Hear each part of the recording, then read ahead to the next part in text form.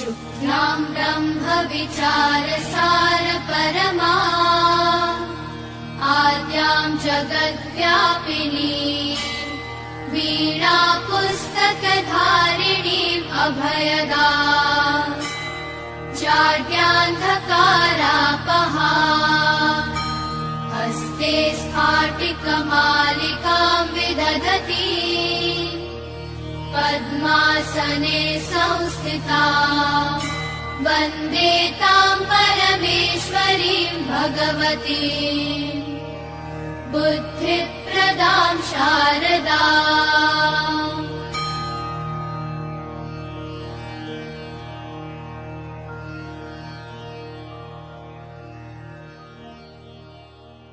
मित्रों नमः संस्कृत भूषण देववाणी द संस्कृत क्लासेस से मैं आपका दोस्त अजय पांडे। हम संस्कृत व्याकरण की कक्षा में आज वृद्धि संधि के अंतर्गत एक सूत्र लेकर के उपस्थित हुए हैं। सूत्र है एत्ये धत्युत्सु। सूत्र है कौन सा? एत्ये धत्युत्सु।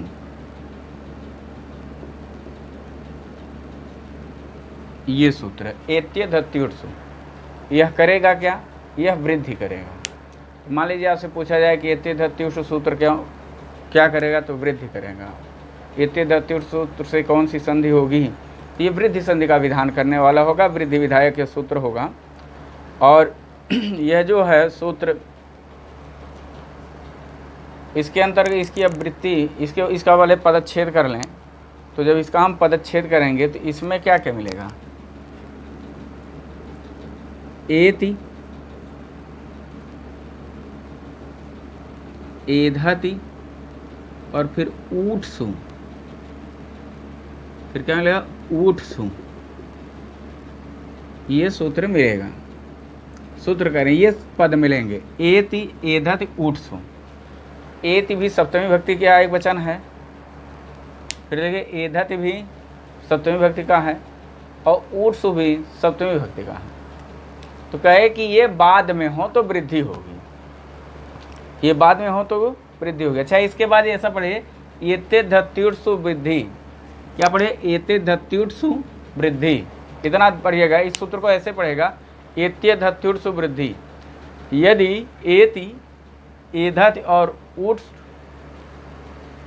ये शब्द बाद में हो तो वृद्धि होगी। अब किसके बाद में हो ये जानना है, तो हम वृत्ति से पढ़ लें। तो वृत्ति में यही लिखा अवर्णात् एजाद्योः, अवर्णात् एजाद्योः एति एधत् त्योरूठि, अवर्णात् एजाद्यो रेत्येधत्योरूठि च परे वृद्धि रेखादेशः स्यात्। कहे कि यदि अवर्ण वाल के बाद, यदि किसके बाद? अवर्ण के बाद, और हो क्या? एजादि इण और एध धातु तथा ऊठ शब्द हों। इण और एध धातु, इण धातु और एध धातु दो धातुओं का नाम लिए। इण, एध, यह आत्मनेपदी धातु है। और एक बताए ऊठ शब्द, ऊठ शब्द ये यदि बाद में हो और उसके पहले अ हो तो इनकी आपस में वृद्धि संधि होगी। ये आपस में वृद्धि संज्ञा कर जाएंगे। इस अब इण को, इण जो यह धातु है, इस इण धातु को ए हो जाएगा। इण धातु के इणा की संज्ञा करेंगे तो ई बचेगा, ई को पुनः ए होगा। और ए के बाद जब यह इण से जब यह ए बन जाएगा, जो तिप लगाएंगे, इससे हम तिप लगाएंगे तो इसका रूप बनेगा एति। तो इस इण धातु का रूप चलता है एति एतः यन्ति। लट लकार प्रथम पुरुष एक वचन का रूप होता है एति एतः यन्ति। लट लकार मध्यम पुरुष का रूप होता है एसी एथः एथ, नहीं एस एथः इथ। और लट लकार उत्तम पुरुष का रूप होता है एमि एवह इमः।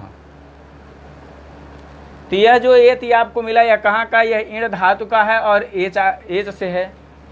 एध धातु जो है, एध धातु जो है यह आत्मनेपदी है। तो आत्मनेपदी रूप कैसे चलता है, एते। तो अब इसका रूप कैसे चलेगा, एधते एधेते एधन्ते, एधते एधेते एधन्ते, एधसे एधेथे एधध्वे एधो, फिर एधे एधावहे एधामहे, ये रूप चलेगा। तो अब पढ़ना क्या है, यदि अवर्ण के बाद, फिर से हम वृत्ति पढ़ लें, यदि अवर्ण के बाद, वृत्ति का अर्थ पढ़ा, यदि अवर्ण के बाद एज आदि ईड़ और एध धातु तथा ऊठ शब्द आए तो पूर्व और पर दोनों के स्थान पर, पूर्व और पर दोनों के स्थान पर वृद्धि एकादेश हो जाता है। फिर वहीं वृत्ति में ही लिखा गया पररूप गुणापवाद, मतलब ये पररूप और गुण संधि का अपवाद है। इसके बाद इन्होंने उदाहरण दिया उपैति उपैधते पृष्ठौह। तो पररूप को हम पढ़ लें, तो पररूप में क्या है, पररूप का जो सूत्र है वह है एंग पररूपम। पररूप संधि का जो सूत्र है वह है एंग पररूपम, और वह कहता है, एंग पररूपम सूत्र कहता है आद उपसर्गात एंग आदौ धातौ परे पर रूप में का देश स्यात्। यदि अवर्णांत उपसर्ग के बाद एंग से ए ओ ऐ औ से प्रारंभ होने वाली, एंग है ए ओ ऐ औ नहीं, केवल ए ओ होगा, ए ओ से प्रारंभ होने वाली कोई धातु आए तो इनकी आपस में पररूप संधि हो जाएगी। मतलब पूर्व और पर दोनों के स्थान पर पररूप वाला आदेश हो जाएगा। गुणापवाद हमें क्या होगा कि गुण संधि में ये पढ़ा गया कि आदि गुणा सूत्र है गुण संधि का, और उसमें पढ़ा गया अवर्णाद अच परे, अवर्णाद अच परे पूर्व और पर दोनों का नाम लिया गया। अवर्णात अच परे पूर्व पर, पूर्व पर, पूर्व माने पहले और पर माने बाद, पूर्व पर और फिर योह, यो षष्ठी व्यक्ति दो वचन करो, पूर्व पर योह एको गुण आदेश स्यात्, पूर्व और पर दोनों के स्थान पर गुण आदेश हो जाएगा। तो अब यहाँ क्या पढ़ना था, यहाँ यही पढ़ना था हमको ये ते धत्युर्सु में कि यदि अवर्णात, यदि अवर्ण के बाद ईण धातु का एति आए, एध धातु का एधते या एध आदि आए तो इनकी आपस में वृद्धि संधि हो जाएगी, और एक शब्द का नाम लिए ऊठ शब्द का, एक शब्द का नाम लिए किसका, ऊठ शब्द का। और बताए ये जो ईड़ है, ईड़ एध और ऊठ हैं, इनके जो उदाहरण बनेंगे ये पररूप और गुण संधि के अपवाद बनेंगे, ये पररूप और गुण संधि का अपवाद करेंगे। तो वृत्ति का अर्थ एक बार और से देख लीजिए, यदि अवर्ण के बाद एच ए ओ ऐ औ से प्रारंभ होने वाली धातुआएं, ए ओ ऐ औ से प्रारंभ होने वाली धातुआएं तो उनके पूर्व और पर दोनों के स्थान पर वृद्धि एकादेश हो जाएगा। तो जब वृद्धि होगी, जब वृद्धि हम करेंगे, यहाँ वृद्धि लिख लें थोड़ा सा अपने पढ़ने के, और तो वृद्धि जब करेंगे तो वृद्धि में हम तीन वर्ण करेंगे, आ, ऐ और औ, ये तीन स्वर वर्ण होंगे। अब यदि अवर्ण के बाद एजादि एति और एधते, यहाँ से चलें एति एधत त्युत्सु, तो एद और फिर एधते और ऊठ ये शब्द आए तो वृद्धि संधि होगी। उदाहरण इन्होंने दिया उपैति, उदाहरण क्या दिया इन्होंने, उपायति।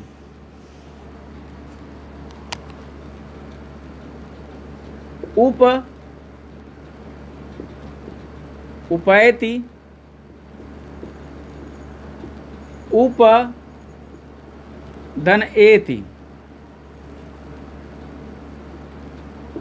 प से आ निकल जाएगा बाहर, एति हो जाएगा। तो आ और ए इनके स्थान पर इन तीनों में से एक वृद्धि होगी। तो पीछे हम स्थानांतर तमा सूत्र पढ़े हैं और उससे उच्चारण स्थान मिला लेते थे। तो आ का कंठ, ए का कंठ तालु, तो आय का इसमें कंठ तालु है तो यहाँ पर कंठ तालु वाला आदेश हो जाएगा आय, ये बन जाएगा उप आय एति। अब एति था तो ये ती बन जाएगा। उप, अच्छा, जब भी कोई व्यंजन किसी स्वर से मिलता है तो स्वर वर्ण अपनी मात्रा देता है। तो यहाँ हम अय की मात्रा लिख लें। अय की मात्रा जब हम जब बचपन में पढ़े थे तो ऐसे पढ़ाया गया था, आ की कोई मात्रा नहीं, आ, फिर ई, फिर ई, फिर ऊ, फिर ऊ, री,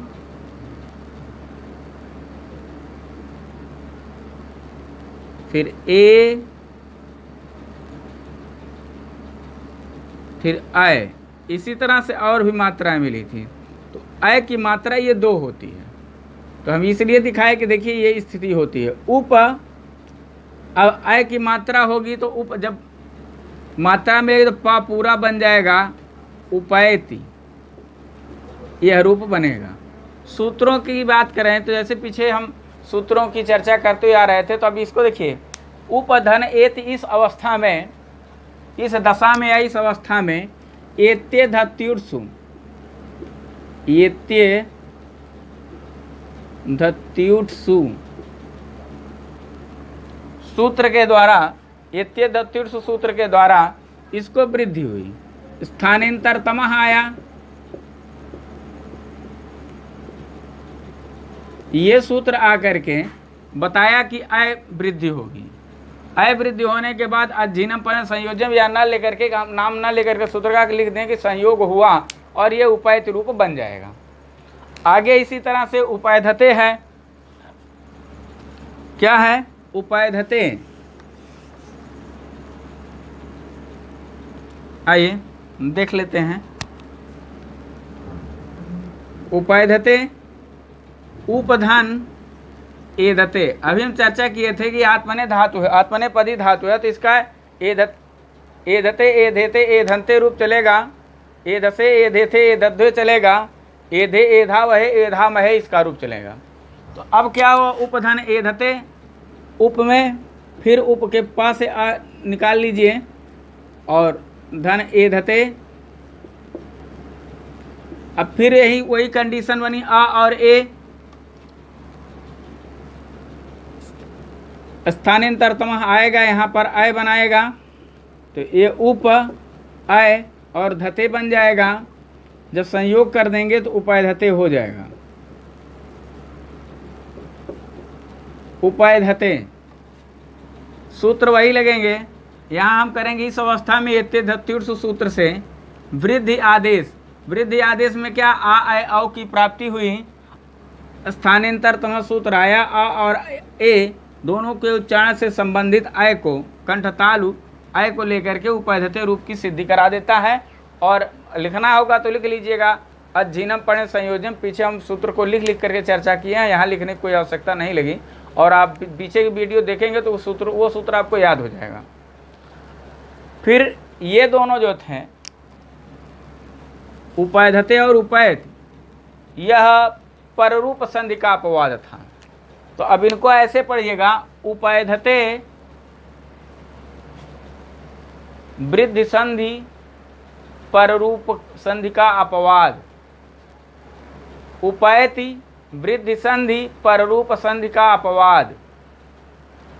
ये भी तो पूछा जा सकता है, कंपटीशन में ये भी पूछा जा सकता है कि उपैति में कौन सी संधि है, तो वृद्धि आप बताएं किस संधि का अपवाद है, ये पूछा जाए तो ये भी बताइएगा ये पररूप संधि का अपवाद है। उपाधते में इसी तरह से पूछा जाए तो वहाँ भी बताइएगा यह पररूप संधि का अपवाद है, वृद्धि संधि है। आइए अगला जो उदाहरण हमें देखना है वह उदाहरण पृष्ठउहा, और वह ऊठ सु वाला है, ऊठ का पृष्ठउहा।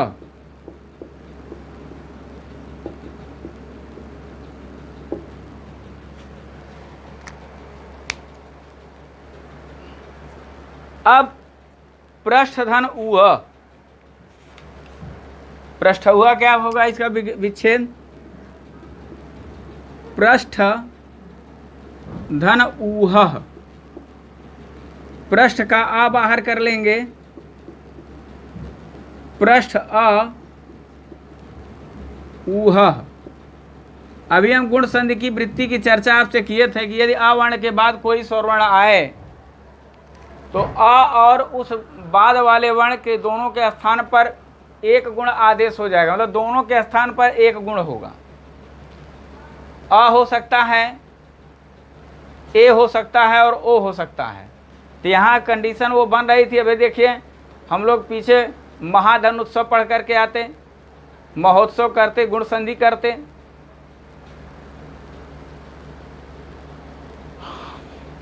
वन विद्यालय धल उत्सव होता तो विद्यालयोत्सव हम करके आते, वसंत धन उत्सव होता तो वसंतोत्सव हम करके आते। यहाँ भी रहा के बाद ऊ है, लेकिन यहाँ पर ये धत्युष सूत्र के द्वारा यहाँ गुण ना हो करके यहाँ वृद्धि हो जाएगी, यहाँ गुण नहीं होगा बल्कि वृद्धि हो जाएगी। तो पृष्ठ धन ऊ, यहाँ पर ठ में, ठ के अंत में क्या है, आ है, और ऊह में ऊ है। अच्छा, ऊह वास्तव में ऊह नहीं है, ये वाह ऊठ सूत्र से वाह ऊठ, वाह ऊठ, इस सूत्र से जो है वाह के स्थान पर ऊठ होता है, और ऊठ का जब रूप चलेगा तो ऊह होगा। तो वाह ऊठ सूत्र से ऊठ आदेश हो करके यह ऊह रूप बनता है। तो यह वाह, अब पूछा जाए, अब देखिए वाह ऊठ सूत्र से वाह को ऊठ आदेश हुआ, ऊठ से फिर ऊह बना। हाँ, तो अब यहाँ आ जाइए, आ और ऊ इस दशा में गुण आदेश की प्राप्ति हो रही थी, लेकिन चूंकि यह ऊठ का रूप था, यह किसका रूप था, ऊठ का था, इसलिए इस ऊठ के ऊ और इस पृष्ठ के अ दोनों के स्थान पर गुण न होकर के वृद्धि हुई। तो अब वृद्धि में ए आ औ की बात चलती है, तो आ का उच्चारण है कंठ, ऊ का है ओष्ठ और औ का है कंठोष्ठ, तो यहाँ पर औ हो जाएगा। तो ये बन जाएगा पृष्ठ औ ह। अजीनम पढ़े संयोजन मिला दीजिए, पृष्ठ ये रूप बन जाएगा। तो इस तरह से हमने अभी सूत्र को आधा पढ़ा। उपायति उपायधते पृष्ठ हुआ, यहाँ फिर बताए ना ए जाद्यो किम, ये कह रहे हैं कि इस सूत्र के बीच में बताए कि एजाद्यो किम कहे कि इसमें जो है एज क्यों बताया गया। एज माने एज का अर्थ ए ओ आई आओ, कहे कि ये एज कहने की क्या आवश्यकता थी सूत्र में। तो सूत्र में एज कहने की आवश्यकता यह थी कि यदि ऐसा नहीं कहते तो यदि हम इड़ धातु की बात थी, अब इड़ धातु का रूप देखेंगे तो ईह, यदि हम प्रथम पुरुष में ही देखें तो प्रथम पुरुष में दो जगह मध्यम पुरुष के बहुवचन में ईथ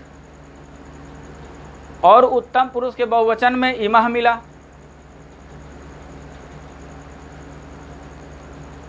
और इसी तरह से लोट लकार में एतु, इताम एंतु मिला, और फिर इह ईतम ईत मिला। तो अब देख रहे हैं कि यह रूप बदल रहा है। तो कहे कि जहाँ जहाँ ये जाति होगा, जहाँ जहाँ इसके प्रारंभ में ए ओ ऐ औ आएंगे, वहाँ तो वृद्धि संधि होगी। लेकिन अब मान लीजिए यही ईड़ धातु का इतः आ जाता, इतम आ जाता, ही आ जाता, तो वहां पर यह संधि कार्य नहीं करती। अब जैसे इसी में अयानी अयाव आयाम है, तो अयानी अयाव आयाम आ जाते और अवर्ण के बाद होते तो दीर्घ संधि काम करने लगती। इसीलिए इन्होंने बताया कि ए होना जरूरी है। धातु के प्रारंभ में ए धातु का जो रूप होगा उसमें ए होना जरूरी है, और प्रथम पुरुष एक वचन के ही दोनों रूपों को लेकर के यहाँ पर आगे काम चला लिया गया है। आइए, तो इसीलिए बताया कहा कि एच आदि, इसीलिए सूत्र में एच का प्रयोग किया गया कि रूप में और भी वर्ण आएंगे प्रारंभ में, तो कहीं पूरे धातु से कोई संधि ना करने लगे, और जब पूरी धातु से संधि करने लगेगा तो फिर रूप विकृत होने लगेंगे और व्याकरण के नियम का उल्लंघन हो जाएगा। आइए आगे इसी में ये बताया इन्होंने, ये जातियों के बाद इन्होंने उपेतः दिया। क्या दिया उदाहरण? उपेतः। ये जातियों की चर्चा हम कर चुके। उपेतः, इसका विग्रह है उप धन इतः, उप आ इतः। यह उसी ईण धातु का रूप है, ईण धातु का ही है। लेकिन ईण धातु में जब ए हो रहा था तो वृद्धि हो रही थी, अब जब ई हो गया तो अब वृद्धि नहीं होगी, अब यह गुण होगा। इसीलिए ए जाद्यो किम। अब यहां क्या होगा? आ ई ए हो जाएगा, और ए हम किस में पढ़े हैं? गुण में, और ये तह हो जाएगा, मिला देंगे। तो अब मान लीजिए इसकी सिद्धि पूछी जाएगी उपेता की, तो उपेता की सिद्धि ऐसे हो जाएगी कि उप धन इतः, उपधन इतः। इस स्थिति में यहाँ पर प के आ और इतः के ई दोनों के स्थान पर गुण आदेश हुआ। अब चूंकि शब्द जो था वह एजादि नहीं था, शब्द जो था वह एजादि नहीं था। यदि एजादि होता, एच होता इस शब्द में, यह इतः के बजाय एतः होता, ते उपैतः बन जाता। तो कहे कि ईण धातु में भी ए ओ ऐ औ का प्रारंभ में होना जरूरी, उसके रूप में भी, और एध धातु के रूप में भी ए ऐ ओ औ का होना जरूरी है। अगर नहीं होगा तो वृद्धि संधि नहीं होगी एत्य धत्युर सूत्र से। तो जो संधि होनी चाहिए, जो उसका नियम होगा, वही सूत्र लगेंगे और वही उसके संधि कार्य करेंगे। जैसे मान लीजिए अभी पीछे एक उदाहरण और देख लें। अभी हम जब पूछे पढ़े थे उप एधते उपायधते किए थे। अब मान लीजिए उप एत से उपायत किए थे, लेकिन उप अयानी हो जाता, अयानी अयावह अयामा इसका रूप है ईण धातु का। अच्छा, ईण धातु जो है इसको, ये जो ईण धातु है इसमें ईण गतौ सूत्र से एति रूप बना था। ईण गतौ सूत्र से इस धातु को जो है ईण धातु को एत का रूप एति रूप बना था। आइए अब हम चर्चा कर रहे थे कि अयानी अयावह अयामा, अयानी अयाव अयामा ये रूप बना था, अयानी अयाव अयामा। तो अब मान लीजिए उपधन एति जब था, उपधन एति, तो ये बना था उपैति, ये रूप बना था, पीछे भी आप पढ़े। लेकिन उप धन अयानी हो जाता, तो फिर उपायान ये बन जाता।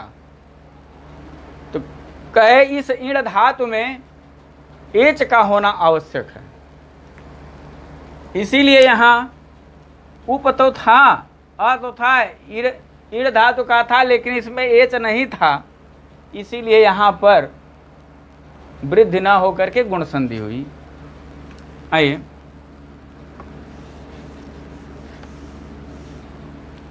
फिर यहीं पर, अच्छा उपेता को एक बार फिर से देख लेते हैं। उपेतः, उप धन इतः, उप अ इतः, और अ और ई दोनों के स्थान पर आद गुणा से ए हो जाएगा, उप ए तह, और फिर अजीनम पर्ण संयोजन से संयोग कर देंगे तो उपेतः बन जाएगा।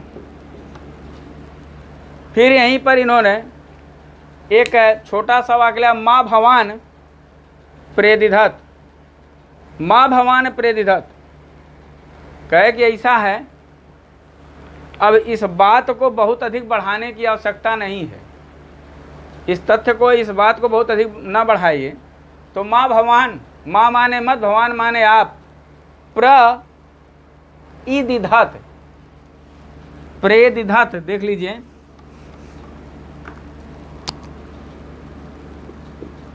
प्रेदिधत, इसका बनेगा प्र धन इदि धत, प्रधन इदि धत। इस स्थिति में प्रधन इदि धत, इस स्थिति में अब क्या हो जाएगा, ये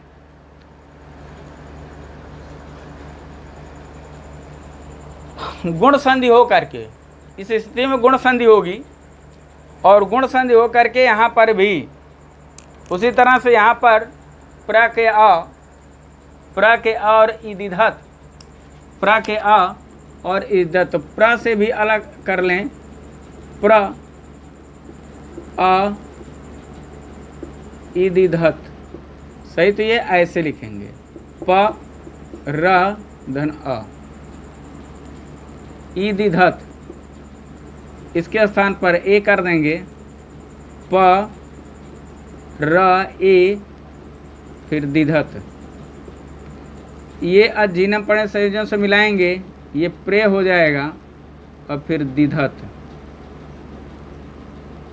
तो अब यहाँ क्या बनेगा, यहाँ की सिद्धि इस तरह से होगी। अब प्र धन इदिधत, इस अवस्था में आद गुणा सूत्र से, इस अवस्था में आद गुणा सूत्र से प्र के अ और इदिधत के ई दोनों के स्थान पर गुण आदेश हुआ, पूर्व पर दोनों के स्थान पर गुण आदेश हो करके ए की प्राप्ति हुई, और ये प्रेदिधत रूप सिद्ध हुआ। स्थानांतर तमा तो लगेगा ही, स्थानांतर तमा को अब आप पढ़ते रहिएगा, बीच बीच में जोड़ते रहिएगा। इसी तरह से और भी उदाहरण है, अवैति है, उपैति है, प्रैति है, प्रैधते है। अब अवर्णांत 4 उपसर्ग हैं, प्र है, अप है और उप, एक छोड़ रहे हैं, उदाहरण में उसको बताया गया है, उसको आप देखिएगा। आज के लिए बस इतना ही, आगे हम कुछ वार्तिक हैं, उन वार्तिकों की चर्चा करेंगे, जैसे अक्षादुहिन्याम संख्यानम की चर्चा हम करेंगे, फिर प्रादु हो ढो ढई शेषु की चर्चा करेंगे, ऋते च तृतीया समासे प्रवत्सतर कंबल दशानाम ऋणे, प्रवत्सतर कंबल वसनान दशानाम ऋणे, इन वार्तिकों की आगे हम चर्चा करेंगे। और फिर जहाँ होगा, फिर आपसे एक निवेदन है कि हमें आप ये बताइए कि कहाँ समझ में नहीं आया, क्योंकि हमारा वही नारा है, तेजस्वी नावधीतमस्तु, और बताए कि हम एक संकल्प वही अपना है कि लघु सिद्धांत कौमुदी के हर सूत्र आप तक पहुँचाए जाएं। बीच में इधर कुछ मित्रों की का सुझाव है कि टेट, सीटेट, सुपर टेट को लेकर के जैसे प्रत्यय वाला प्रकरण है, तो बीच बीच में वो भी चलेगा। और टीजीटी पीजीटी के भी कुछ सिलेबस चलने चाहिए, तो हम उनको भी ले चलेंगे साथ। लेकिन लोक सिद्धांत कौमुदी नियमित इसी तरह से 1 दिन 2 दिन के गैप पर आप तक पहुंचती जाएगी, और बीच बीच में वो भी चलेंगे। बस आज के लिए इतना ही। जय तो भारतम, जय तो संस्कृतम, जय तो संस्कृतम, जय तो भारतम च।